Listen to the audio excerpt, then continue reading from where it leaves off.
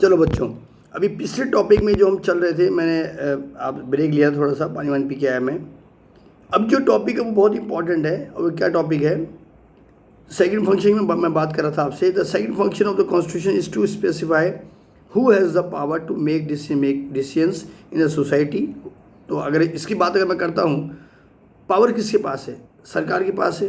To decide how to government will constitute, और government इसको, इस पावर को कॉन्स्टिट्यूट कैसे करेगी, काम कैसे करेगी इस पावर का, ये मैं बता चुका था आपको। बट इसके जस्ट एक टॉपिक है जो बहुत इंपॉर्टेंट है, limitations on the power of government.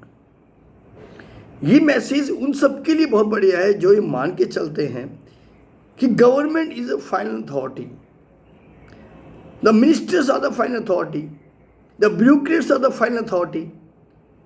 No, I am not agree. each and every power by the executed by the some person, they might be, they are ministers, they are the bureaucrats, they have also a limitations. ये बात बहुत प्यार से आप समझ लीजिए कि हर इंसान जो गवर्नमेंट में है वो पावरफुल नहीं है, वो बंधा हुआ है, उसकी भी लिमिटेशंस गवर्नमेंट ने डिसाइड कर रखी हैं। मैं यहाँ पर ज़्यादा नहीं बोल के एक बात बताऊंगा आपको। एक पॉलिटिकल साइंस का एक कंसेप्ट है, check and balance. I think already you all are aware about this concept. जो अवेयर नहीं उनको समझा दूँ। अकॉर्डिंग टू, और ये बता दूँ, ये चेक एंड बैलेंस थ्योरी हमने कहाँ से ली है, ये नोट करते जाइए। आप लोगों के जब आप क्लैट वगैरह के एग्जाम देंगे तो आपके काम आएगा। ये थ्योरी जहाँ तक मेरी मेमोरी में है, ये हमने यूएस से ली थी। यूएस में आप जानते हैं कि यूएस में president form of government, according to the president form of government, there is no control over the executive by the legislature तो है नहीं वहाँ पर, सीनेट और कांग्रेस है। बट वहाँ पर एक सिस्टम है, the three organs of the government सब जानते हैं, executive, legislative, judiciary, and each and every organ of the government control the powers of the another organ of the government. इसे कहते हैं चेक एंड बैलेंस। हमारे India में भी यही है। तो पावर लिमिटेशंस कैसे होंगी? सपोज कीजिए एग्जीक्यूटिव को पावर है, एग्जीक्यूटिव गवर्नमेंट है, वो पावर बढ़ा रहा है तो लेजिस्लेचर तुरंत उसकी पावर को कंट्रोल करता है, भाई साहब नीचे आ जाओ। और अगर मान लो दोनों मिलकर पावर को बढ़ा रहे हैं तो जुडिशरी कहता है तुम दोनों नीचे आ जाओ। कैसे होता है ये? क्या इतना आसान है? आसान देखो हिंदुस्तान में कुछ भी नहीं है, लेकिन जहाँ पर नियम आ गया ना, वहाँ अच्छे से अच्छे और बड़े से बड़े आदमी को भी नियमों को मानना पड़ता है। अब कैसे? एग्जीक्यूटिव मतलब गवर्नमेंट है, हम जानते हैं। Suppose कि government is going to implement a law. If that law is not according to the fundamental rights, ये जुडिशियल रिव्यू भी आ जाता है इसमें बीच में, क्योंकि आपका टॉपिक है, मैं टॉपिक से बाहर नहीं गया हूँ। टॉपिक आपके limitations on the power of the government. For example आपके स्कूल में क्वेश्चन आता है कि how the government power can be controlled, या क्वेश्चन आ जाए what are the limitations of the power of the government. तो गवर्नमेंट की पावर को यूज करने की लिमिटेशंस क्या है? The government power can be controlled, can be limited by the organs of the government, and if the government का मतलब होता है executive. If the executive misuse the power, in case the legislature, that is called parliament, control the power of the executive. कैसे control करेगा? Parliament चल रही है, ministers लोग बैठे हैं, प्रधानमंत्री महोदय बैठे हैं, अपोजिशन यहाँ पर एक्शन में आता है। अपोजिशन क्या करता है? गवर्नमेंट से क्वेश्चन पूछता है, और गवर्नमेंट अगर सही है तो सही से जवाब देती है। और गवर्नमेंट के किसी मिनिस्टर से कोई गलती हो गई है, हो जाती है गलती, तो अपोजिशन उसको घेरता है। घेरने का मतलब है, वो आप लाइव देखते हैं, मैं ज़्यादा बताऊंगा नहीं। यहाँ पर सदन से वॉकआउट कर देते हैं, मंत्री के इस्तीफे की डिमांड करते हैं। ये क्या हुआ भैया? ये कंट्रोल करना हुआ। तो ये मत सोचो कि जो सरकारें बैठे हैं वो मनमानी कर सकते हैं, बिल्कुल नहीं। Their power is controlled by the members of the parliament, they are playing the role of opposition. तो यहाँ पर topic limitations on the power of the government. Yes, government की पावर को यूज करने की लिमिटेशंस होती है। ये कॉन्स्टिट्यूशन कहता है कि you are temporary, you are not permanent. आप मिनिस्टर्स हैं, आप प्रधानमंत्री हैं, कल आपकी जगह दूसरा आएगा तो who gives you power that you can misuse the power of the on behalf of the common citizen? कैसे कॉमन सिटीजन की पावर को मिसयूज कर सकते हैं आप? नहीं कर सकते। यू आर अकाउंटेबल, तो जवाब देना पड़ेगा ये काम गलती कैसे हो गया। लिमिटेशंस।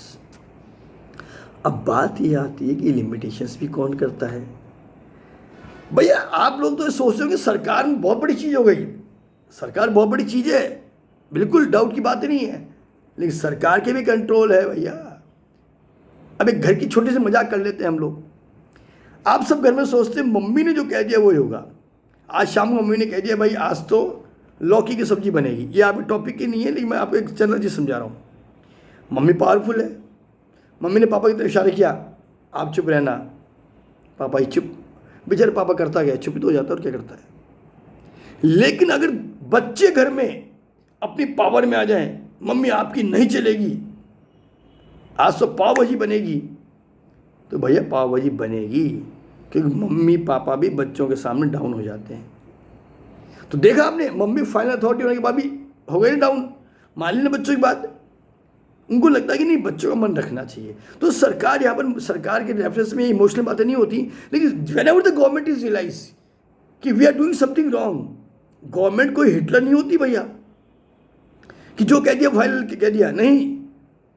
गवर्नमेंट भी सोचती है कि हम पब्लिक के लिए हैं, हम अपनी तानाशाही नहीं चला सकते, गवर्नमेंट उसको चेंज करेगी और डेफिनेटली करती है।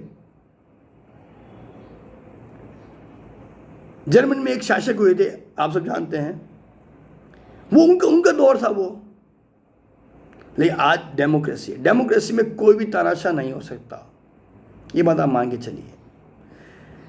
तो लिमिटेशंस है, लिमिटेशंस किस पे? पॉलिसीज़ को बनाने की, पॉलिसीज़ को इम्प्लीमेंट करने की, और ये भी देखने की कि इस लॉ में कोई राइट्स तो एक्सपर्ट नहीं हो रहा। अब यहाँ पर मैं नहीं बताता हूँ, भी आपको बताना पड़ेगा मुझे कि गवर्नमेंट की लिमिटेशंस का क्या मैटर है। सुनिए जरा, हमारे कॉन्स्टिट्यूशन में एक पावर है जो जुडिशरी को दी गई है, जुडिशियल रिव्यू। जुडिशियल रिव्यू आप लोग पढ़ेंगे, लेकिन जब आप जुडिशियल चैप्टर पढ़ेंगे, जुडिशियल रिव्यू के 3 फंडामेंटल प्रिंसिपल्स हैं जो मैंने पढ़े थे, कोई गलती हो तो माफ़ करना। पहली प्रिंसिपल है कि जुडिशियल रिव्यू का मतलब होता है कि judiciary can check the law that is enforced by the executive and prepared and made by the legislature if that law have 3 important mistakes। क्या 3 कमियां, 3 गलतियां? नंबर 1, अगर law, if the law is against to fundamental right. ये fundamental right बहुत important चीज़ है मेरे प्यारे बच्चों, याद रखना आप लोग। इन इमरजेंसी कंडीशंस के अलावा, और इमरजेंसी कंडीशन में भी सब नहीं, कुछ राइट तो उस समय भी रहते हैं, राइट टू लाइफ, आर्टिकल 21 और 20, जीने का अधिकार, कितनी भी इमरजेंसी हो, जीने का अधिकार कोई किसी से नहीं छीन सकता, हिंदुस्तान में कोई नहीं छीन सकता। दूसरे कंट्री की बात तो हम जानते नहीं हैं, हम हिंदुस्तानी हैं, हिंदुस्तानी चैप्टर पढ़ रहे हैं, हिंदुस्तान के बारे में पढ़ रहे हैं, इसलिए हिंदुस्तान की बात कर रहा हूँ मैं। कोई लॉ ऐसा जो फंडामेंटल राइट के अगेंस्ट में है वो कभी भी इम्प्लीमेंट नहीं हो सकता है, ये बात आप याद रखें, कभी भी नहीं इम्प्लीमेंट हो सकता है। दूसरा बात, अगर लॉ मेकिंग प्रोसेस के अकॉर्डिंग नहीं बना है, तो लॉ मेकिंग प्रोसेस होता है, कॉमन सब्जेक्ट के लिए अलग लॉ होता है, अलग प्रोसेस होता है, फंडामेंटल फाइनेंशियल मैटर्स के लिए अलग प्रिंसिपल्स होते हैं। वो जब आप लेजिस्लेचर पढ़ेंगे मैं तब समझा दूंगा आपको, अभी हमारा टाइम खराब हो जाएगा इसमें। अगर लॉ मेकिंग प्रोसेस फॉलो नहीं हुआ इस लॉ बनाने में, वो लोग कभी भी इम्प्लीमेंट नहीं हो सकता। और थर्ड इंपॉर्टेंट, अगर कॉन्स्टिट्यूशन के फीचर्स, कॉन्स्टिट्यूशन की मर्यादा किसी लॉ में अगर हर्ट होती है, मैंने पहले बता दिया आपको, हम इज्जत के साथ बता रहे हैं आपको कि कॉन्स्टिट्यूशन से बड़ा हिंदुस्तान में कोई नहीं है, ना राष्ट्रपति महोदय, ना प्रधानमंत्री महोदय, ना आम आदमी, कोई भी हो। संविधान सर्वोच्च है, संविधान की गरिमा सर्वोच्च है, उसकी डिग्निटी इंपॉर्टेंट है। रेस्पेक्ट द कॉन्स्टिट्यूशन, कॉन्स्टिट्यूशन से बड़ा कुछ नहीं है। हम सब लोग, चाहे हमारे बॉसेज हो, कोई भी हो, हम सब अथॉरिटी संविधान के नियमों के अधीन है, ये मान लीजिए आप लोग। और अगर किसी लॉ में कॉन्स्टिट्यूशन की डिग्निटी का रेस्पेक्ट नहीं है, उसको ऑनर नहीं है, तो ऐसा लॉ भी कभी इन्फोर्स नहीं होगा। That is called judicial review. तो अब आप बताइए, limitation of the government judicial review के अंदर आती नहीं आती? आती है। आप मंत्री महोदय से, कोई भी अथॉरिटी से क्वेश्चन पूछ लीजिए, लिमिटेशंस हो गई। आपने कॉन्स्टिट्यूशन की गरिमा को फॉलो नहीं किया, रूल फॉलो नहीं किया, तो लिमिटेशंस हो गई। तो हमारा जो टॉपिक था कि लॉज को इम्प्लीमेंट करना, बट कुछ लिमिटेशंस को फॉलो करना, ये भी कॉन्स्टिट्यूशन में है। तो अब आपको समझ आ गया कि कॉन्स्टिट्यूशन कैसे काम करता है, कैसे काम करता है। एक सीरियल का डायलॉग है, एक्शन है, आपको पता हो गया, समझ में आ गया दया। थोड़ा सा मजाकी अंदाज में बोलता रहता हूँ मैं, क्योंकि एसएसटी या पॉलिटिसाइंस आफ्टर ऑल एसएसटी का ही पार्ट है, तो कई बार बच्चे बोर हो जाते हैं, तो थोड़ा थोड़ा ऐसे करना पड़ता है। इसका मतलब नहीं कि मुझे समझ में नहीं आ रहा कई बच्चे समझे खुद पढ़ा रहा, खुद को समझ में नहीं आ रहा, ऐसा नहीं है। चलिए खैर टॉपिक में चलते हैं। तो लिमिटेशन है गवर्नमेंट की। Government is supreme but government is not dictator in the democracy. Supreme है हम मानते हैं, इलेक्टेड है हम मानते हैं, पावर है हम मानते हैं, बट इसका मतलब ये नहीं कि आप मनमानी करेंगे, आप डिक्टेटर नहीं हो सकते। हिंदुस्तान में जर्मनी वाला सिस्टम नहीं हो सकता, जर्मनी में किया होगा, हमारे यहाँ नहीं हो सकता। डेमोक्रेसी है, हर आदमी पढ़ा लिखा है, हर आदमी अपना राइट जानता है, और राइट उसको कहाँ से मिले ये भी आपको पता है, किसने दी ये भी पता है। आप तो एक मीडिया है, माध्यम है, उन जो राइट्स को डॉक्टर बी.आर. अम्बेडकर साहब ने जो लिखा है ना आम जनता के लिए और देश के लिए, उसको कैसे चलाना, आप उसके मीडिएटर हैं, आप सब कुछ नहीं है। और ये आप वर्ड में सरकार के लिए बोल रहा हूँ।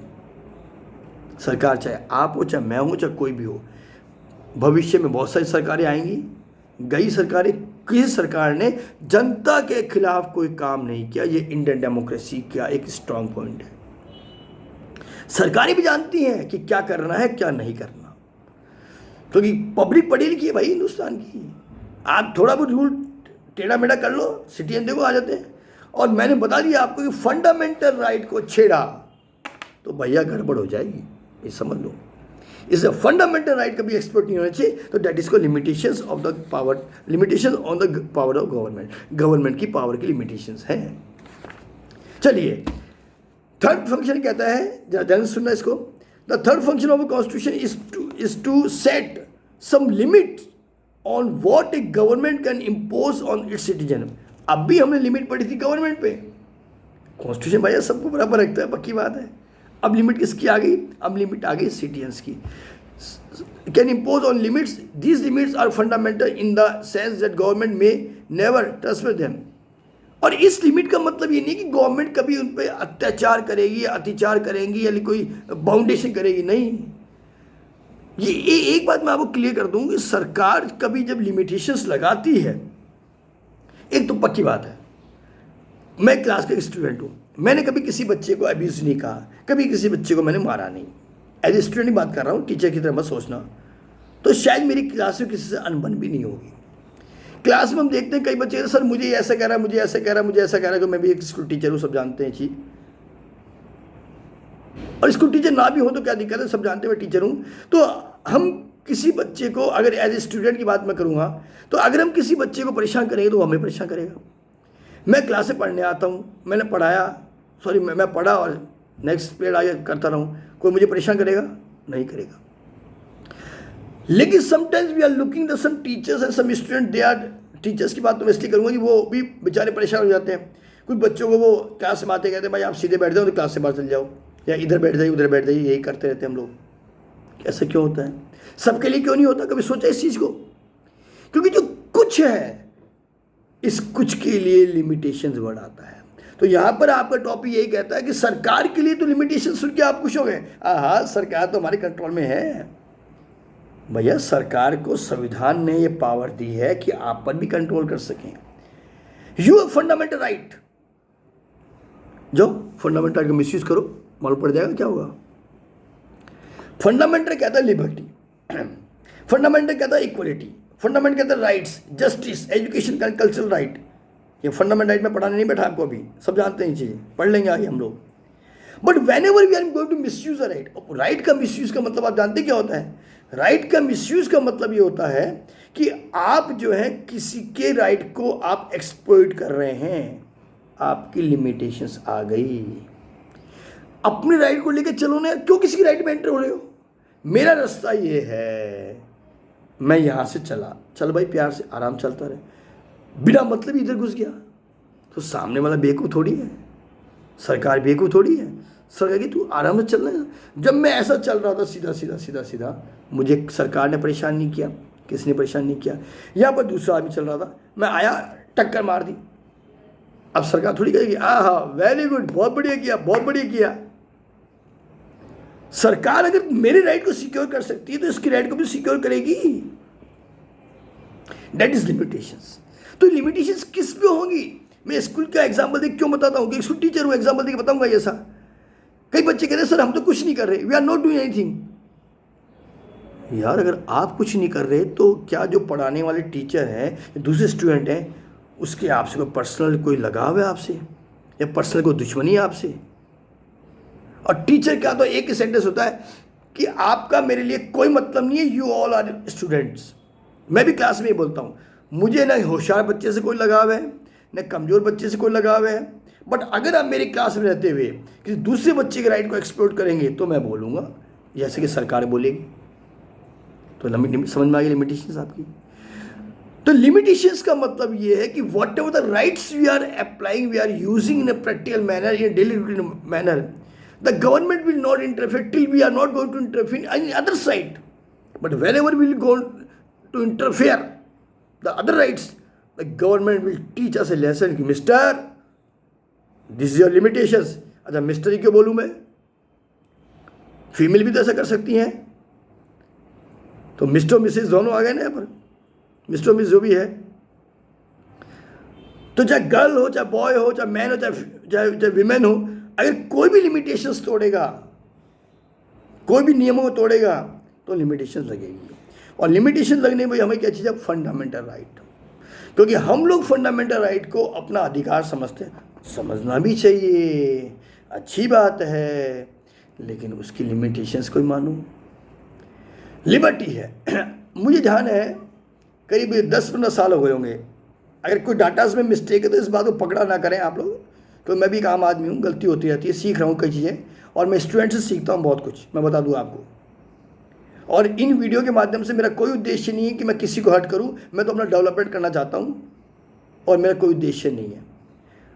कुछ पढ़ा है उसको बताना चाहता हूँ और कुछ बच्चों से सीखना चाहता हूँ। तो मैं बात कर रहा था कि 10-15 साल पहले कोई लॉ आया था, शायद 15-20 साल हो गए होंगे इसको। शादियों में क्या था, पहले डीजे जो है रात भर चलता था। जैसे तो कोई हमें मना करने आता, क्या है शादी है गाना नहीं गाएंगे क्या, इस तरह से लोग बोलते थे। हाँ सब गाइए, बट यार तुम गाना गा रहे हो, तुम नाच रहे हो, आस पड़ोस में इंसान ही रहते हैं, उनकी नींद खलल नहीं हो रही। बुढ़े लोग हैं, बुजुर्ग लोग हैं, बच्चे हैं, मासूम हैं, महिलाएं हैं, बीमार आदमी हैं, हॉस्पिटल्स भी आसपास हो सकते हैं, और तुम डीजे बजा रहे हो बहुत शानदार तरीके से। तो गवर्नमेंट ने देखा ऐसे तो मानेंगे नहीं। गवर्नमेंट ने एक नियम बनाया, शायद पूरे इंडिया में लागू है, कि रात को 10 बजे बाद तुम्हारी शादी चाहे पूरी रात चलती रहे, कोई दिक्कत नहीं भैया, फेरे वेरे होते रहे, कोई बात नहीं, मिठाई मिठाई खिलाते रहो, लोग आते रहे, खाते रहो, पूरी रात खाते रहो, कोई दिक्कत नहीं है, पार्टी करते रहो। लेकिन रात को 10 बजे बाद डीजे की आवाज़ इतनी नहीं आएगी कि मोहल्ला भी नाचे। मोहल्ला फिर गुस्से में नाचेगा, फिर इसी को तैयार रहना सुनने के लिए। लिमिटेशन। तो देखा ना आपने, फंडामेंटल राइट मिलने के बाद तो आप ऐसे हो गए मेरा फंडामेंटल राइट है। और अब देखा आपने, फंडामेंटल राइट आपका जो था, बड़े प्यार से हमारे जो पुलिस के अधिकारी हैं, क्योंकि उनको ये अथॉरिटी दी गई चिप कंट्रोल करने की, इसलिए मैंने पुलिस अधिकारियों का नाम लिया है, और भी जो भी कानून के रक्षक है वो आपके घर के दरवाजे मिलेंगे, प्यार से समझाएंगे आपको, बेटा डीजे बंद कर दे, नहीं तो मैं बंद कर दूंगा। ये लैंग्वेज आती है बड़ी अच्छी वाली। वो कोई गलती कर ही नहीं रहे। अरे जब हमें मालूम था कि 10 बजे बाद डीजे बंद करना है तो कर दो ना बंद यार, क्यों किसी को परेशान कर रहे हो? परेशान कर रहे हो, इस वर्ड को पकड़िए, इसका मतलब you are misusing your rights. किसने दिया आपको अधिकार ये? तो यहाँ पर टॉपिक है, वापस रिपीट कर दूँ, टॉपिक से बाहर मत निकलो। The third function of the constitution is to set some limits on what, limit है on what government can impose on its citizen. लेकिन गवर्नमेंट इम्पोज करेगी इसका मतलब नहीं गवर्नमेंट आप पर दादागिरी करेगी। जैसा अभी मैंने आपको एग्जाम्पल दिया, हमारे पुलिस भाई लोग आए, प्यार से समझाएंगे आपको, दादागिरी वो भी नहीं करेंगे। वो तो भाई वो तो कानून को आगे चलाने वाले हैं ना, उसके रिप्रेजेंटेटिव हैं। आज आप स्टूडेंट है, कल को आप पुलिस अफसर बनेंगे, फिर आप मेरे घर पे आ जाएंगे, मैं बोलूँगा अरे तू तो मेरा स्टूडेंट है यार, तू कैसे आ गया मेरे यहाँ पर? तुम तो छोड़ यार, वो सर स्टूडेंट हूँ, बात अच्छी बात है, जिंदगी भर स्टूडेंट रहना पसंद करूँगा आपका, लेकिन यहाँ पर मैं नियमों से बंधा हुआ हूँ और मैं आपको लिमिट बताने आया हूँ कि 10 बजे लिमिट थी, आप 10 बजे क्रॉस कर चुके हैं। अगर आप अभी नहीं मानेंगे तो मैं समझाऊंगा, बाद में मैं जुर्माना लगाऊंगा, फिर भी नहीं मानेंगे तो फिर हम पुलिस वाले हैं, फिर आप जानते हैं कि हम कानून के नियमों के अकॉर्डिंग हम कौन कौन से नियमों को फॉलो कर सकते हैं। Limitations, but these limitations are fundamental, और ऐसी लिमिटेशंस है fundamental in that sense the government may never, और इस इन लिमिटेशंस का मतलब ये कभी नहीं है कि गवर्नमेंट को दादागिरी करेगी, बिल्कुल नहीं करेगी। गवर्नमेंट, मैंने बोला ना, गवर्नमेंट की एक डिग्निटी होती है भैया। आज के बाद सोचना बंद कर दो कि गवर्नमेंट मन में आ जो करेगी। अगर आम आदमी अवेयर है, अगर आम आदमी अपने राइट्स को जानता है, तो गवर्नमेंट बिना मतलब किसी को परेशान नहीं करती, और परेशान तो कभी नहीं करती, वो केवल अपने राइट्स को यूज करती है। उसकी भी लिमिटेशन है, गवर्नमेंट जानती है। आज क्या समझते हैं आप, पुलिस वालों की कोई लिमिटेशन नहीं होती क्या? कलेक्टर को लिमिटेशन नहीं होती क्या? टीचर की इसको लिमिटेशन नहीं होती क्या? डॉक्टर की लिमिटेशन नहीं होती? सबकी लिमिटेशन होती हैं। तो वही लिमिटेशन तो बताने हमको आए हैं। वो बात समझ में आ गई होगी आपके, लिमिटेशंस। बट इस लिमिटेशंस का मतलब नहीं कि आपके राइट को ही एक्सप्लॉइट कर दिया। आपकी राइट भैया कोई एक्सप्लॉइट नहीं कर सकता, ये समझ लीजिए। चलिए नेक्स्ट टॉपिक इसमें, expression and goal of society. Her society के अपने गोल होते हैं, उद्देश्य होते हैं, कुछ इच्छाएं हमारी होती हैं, और हमारी इच्छा तो हमेशा ये कहती है कि हम आराम में रहें, अच्छा खाएं, अच्छा पिएं, और सोसाइटी और कंट्री का डेवलपमेंट हो। बिल्कुल अच्छी बात है जी, लेकिन सोसाइटी गोल पूरे कब होंगे? घूम फिर के बात वहीं आ रही है, समझ रहे होंगे। अरे भाई संविधान को फॉलो कीजिए। सोसाइटी में किसने आपको अधिकार दे दिया मनमानी करने का? किसने मुझे अधिकार दे दिया मनमानी करने का? बच्चों यही चैप्टर मैं बता दूं आपको, ये चैप्टर आपको पूरी तरह से मैच्योर कर देगा, ध्यान रखना। और आज के बाद इस चैप्टर को पढ़ने के बाद, चाहे वो 11th क्लास के बच्चे हो, चाहे कॉलेज के बच्चे हो, कोई बच्चे हो, ये चैप्टर आगे भी चलता रहता है। हम तो मैच्योर लोग हैं, हमें मालूम है कि हमारी लिमिटेशंस क्या है। लेकिन कई बार स्टूडेंट कैटेगरी अपनी लिमिटेशन भूल जाता है, इसलिए 11th क्लास में आई थिंक एनसीईआरटी ने चैप्टर डाला है आपको। यानी पॉलिटिकल साइंस की स्टूडेंट हो आप, पॉलिटिकल साइंस स्टूडेंट होने के नाते आपको पहली चैप्टर में ही मास्टर स्ट्रोक दे दिया आपको कि बच्चों ये तो एक बानगी है, बानगी मारवाड़ी शब्द है थोड़ा सा, ये बानगी है, आगे समझा, आगे पता है कैसे टेलर आएंगे, आपको समझ जाना आप लोग कि क्या चीज़ है, क्या चीज़ नहीं है, क्या समझना है, क्या नहीं समझना, क्या करना है, क्या नहीं करना।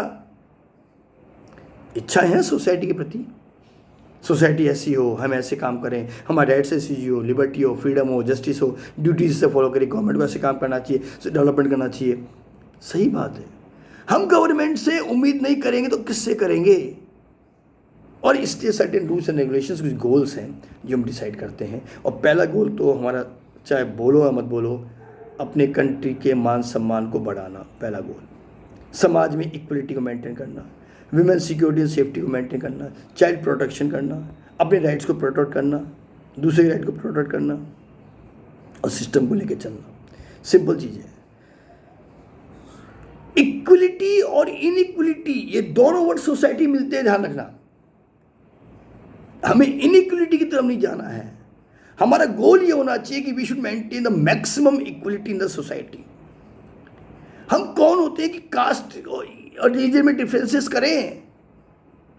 Who gives us right? Constitution जब पहली बार ही कहता है इक्वलिटी, यार फंडामेंटल राइट का शायद पहला फंडामेंटल राइट है, आर्टिकल 14 to 18 दे रखा है, right to equality. Right to equality article 14 to 18 में। तो फिर तुम्हें और मुझे और औरों को किसने अधिकार दे दिया कि सोसाइटी की इस गोल को तोड़ना? समाज चलता है समानता पर, सद्भावना पर,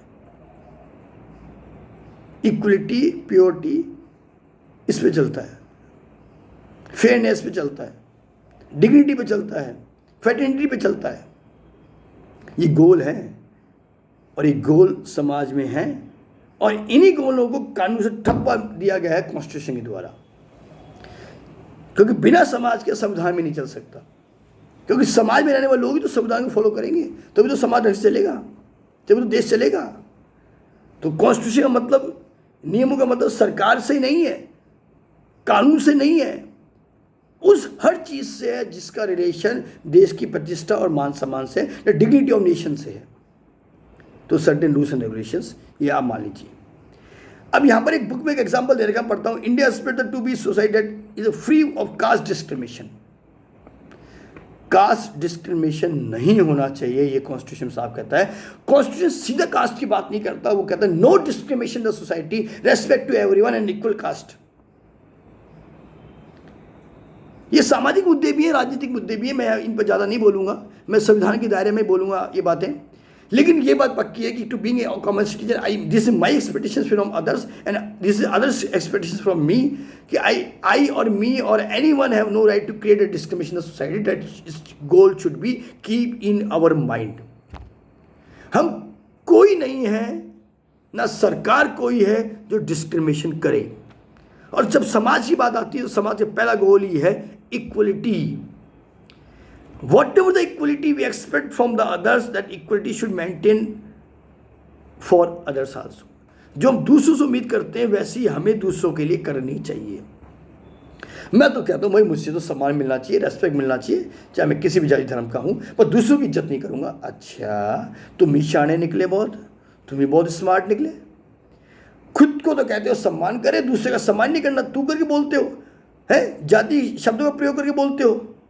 तुम्हें किसने अधिकार दे दिया? ये संविधान तो कभी नहीं कहता ऐसा। संविधान तो साफ साफ कहता है इक्वलिटी को मेंटेन कीजिए। ये इक्वलिटी पर कहाँ खो जाती है भाई तुम्हारे अपने स्वार्थ के लिए? ये चीज़ें भी हमें कॉन्स्टिट्यूशन गाइड करता है। लोग कहते हैं कि संविधान क्या करता है, संविधान ने क्या कहा? संविधान का मतलब सरकार से नहीं है, सरकारी कामकाज से नहीं है। संविधान का रिलेशन उन हर चीज से है जिसका रिलेशन हमसे है। हम एक आम आदमी हैं, आम नागरिक हैं, हम सर्वोच्च भी हैं, हम आम भी हैं। चाहे राष्ट्रपति महोदय जी हो, चाहे प्रधानमंत्री महोदय जी हो, इन दोनों को बनाने वाले भी हम आम आदमी हैं। हिंदुस्तान में संविधान सर्वोच्च है तो आम आदमी सर्वोच्च है। और ये संविधान का ये नियमों में लिखा है कि आम आदमी की और बड़ा आदमी अथॉरिटी आम आदमी का रेस्पेक्ट करेगा। No inequality, no discrimination. ये डिस्क्रिमिनेशन जो वर्ड है ना, भेदभाव, ये हमारे समाज से बाहर निकाल लेना चाहिए। और इसके लिए संविधान हमें ये समझाता है कि आप कौन हैं जो डिस्क्रिमिनेशन कर रहे हैं, आप कौन है जो फ्रीडम को एक्सप्लॉइट कर रहे हैं। तो सोसाइटी का गोल क्या है? इक्वलिटी को मेंटेन करना। और प्यारे बच्चों, अगर इक्वलिटी मेंटेन है देश में, समाज में, परिवार में, राष्ट्र में, राज्य में, प्रांत में, जिले में, गांव में, आहा, आनंद ही आनंद, परमानंद, मजा आ जाएगा भाई। जब किसी से भेदभाव नहीं तो सारी लड़ाई खत्म हो गई ना यहीं पर ही। किसी को भी बताने की जरूरत नहीं कि मेरे राइट ही है, तेरे राइट ही है। आप किसी भी चीज पे ले लीजिए, जहां पर भेदभाव आ गया सब सिस्टम उलट पुलट हो गया।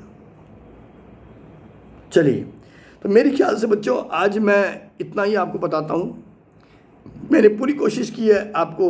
एक टॉपिक में शायद और ले सकता हूं अभी, हाँ, एक फोर्थ फंक्शन और ले लेता हूं मैं, माफी चाहूंगा थोड़ी सी मैं। The fourth function of constitution is to enable the government to fulfill the aspiration of the society and create the condition for just society। बिल्कुल सी बात है।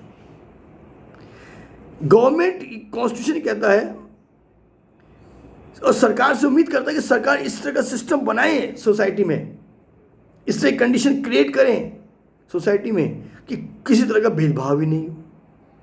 दोनों करीब मिले हुए हैं। मैं रिपीट करता हूं, the fourth function of the constitution is to enable the government to fulfil the aspirations of the society that can create the condition for just society।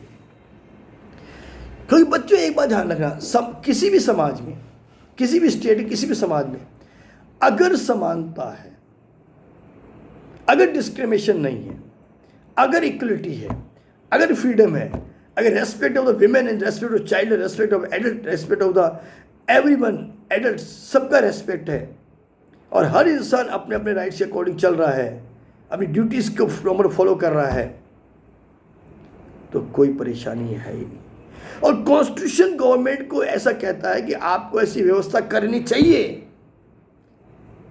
जिससे इस तरह की संभावना बन सके।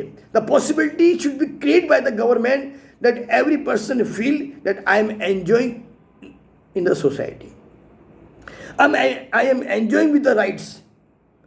एंड कॉन्स्टिट्यूशन जितना एक्स कास्ट का है, वाई रिलीजन का है, उतना मेरा भी है।